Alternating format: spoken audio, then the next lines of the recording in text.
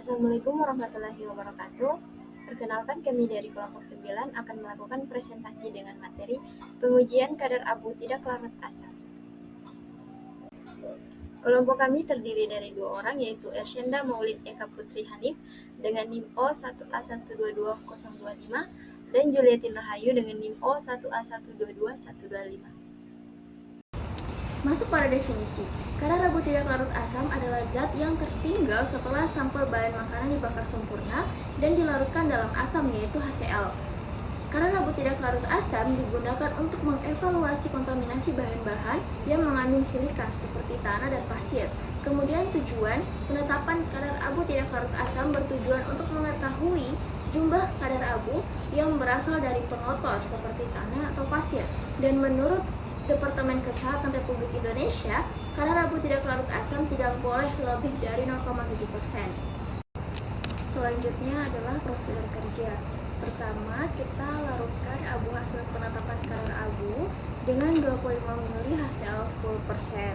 Setelah itu kita didihkan selama 5 menit, lalu kita saring larutannya dengan kertas saring tak berabu. Kemudian kita cuci kertas saring dengan air suling sampai bebas keluar lidah. Lalu kita letakkan kertas saring dalam cawan porselen atau platina yang sudah diketahui bobotnya. Lalu kita keringkan dalam oven sampai dia menjadi abu. Kemudian kita dinginkan cawan dalam desikator hingga mencapai suhu ruang. Kemudian kita timbang cawan dan kita ulangi penimbangan hingga diperoleh bobot tetapnya. Nilai kadar abu tidak larut asam. Nah, kadar abu tidak larut asam ini menunjukkan adanya kontaminasi mineral atau logam yang tidak larut asam dalam suatu produk ataupun suatu sampel. Nah, kadar abu tidak larut asam ini diizinkan dalam simplisia, yaitu sebesar 7,44%. Tingginya kadar abu tidak larut asam menunjukkan adanya kandungan silikat yang berasal dari tanah, pasir, dan unsur logam perak, timbal, maupun merkuri. Kadar abu tidak larut asam biasanya dihitung dengan menggunakan rumus. Nah, pada rumus kadar abu tidak larut asam simplisia digunakan rumus, yaitu kadar abu tidak larut asam sama dengan berat abu sisa pijar dibagi dengan bobot awal simplisia dikali dengan 100%. Berikut merupakan contoh soal nilai kadar abu tidak larut asam, di mana terdapat sebuah sampel simplisia yang memiliki berat 10 gram.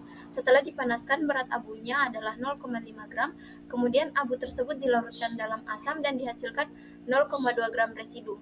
Hitunglah kadar abu tidak larut asam. Nah, di sini yang diketahui yaitu bobot awalnya 10 gram dengan kadar abu sisa pijar yaitu 0,2 gram.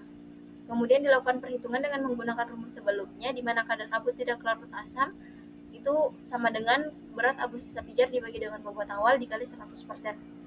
Di sini berat abu sisa pijar yaitu 0,2 gram dibagi dengan 10 gram bobot awal simplisia dikali 100% didapatkan nilai 2%. Nah, nilai tersebut memenuhi syarat masuk dalam nilai yang kurang dari 7,44%, di mana kalau nilai yang diperoleh dari sampel itu lebih dari 7,44%, maka berarti sampel yang diujikan itu dia mengandung cemaran seperti merkuri, tanah. Jadi sampelnya itu terkontaminasi beberapa hal yang dapat menyebabkan simplisia tidak memenuhi standar mutu.